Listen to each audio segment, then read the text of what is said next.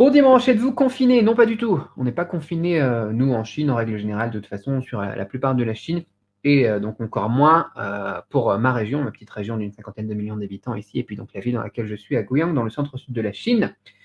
Pas de confinement, pas de couvre-feu, pas de masque en règle générale, sauf à l'hôpital, au cinéma, et puis tout ça, quoi, donc on est bien, nous, la vie enfin, c'est terminé pour nous, en fait, depuis avril. Voilà, pour revenir là-dessus, on me pose la question tous les jours, mais bon, voilà, j'y réponds vite fait. Comment voyez-vous l'avenir de la France et de l'Europe depuis la Chine?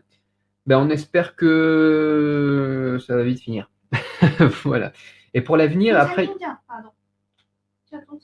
par rapport donc aux commentaires précédents vis-à-vis de Dongsanting, donc du coup, c'est restaurant chinois, effectivement. C'est ça. Donc pour cette personne, là, Thiago, juste avant, c'est restaurant chinois, effectivement, que ça s'appelle en français. Et du coup, ouais, on aime bien ça. On aime beaucoup. Pierre, donc comment voyez-vous l'avenir de la France et de l'Europe depuis la Chine? Ben, on espère que la France ressortira plus forte, enfin l'Europe en tout cas ressortira plus forte de tout ça parce que vu de l'étranger, au final l'Europe est en déclin, les États-Unis aussi, mais il y a carrément un potentiel pour sortir du coup et profiter de l'opportunité pour l'Europe de ressortir plus forte de tout ça dans un monde qui maintenant devient bipolaire avec la Chine et les États-Unis, quoi. Et l'Europe pourrait avoir un rôle à jouer. Maintenant, on espère, c'est tout.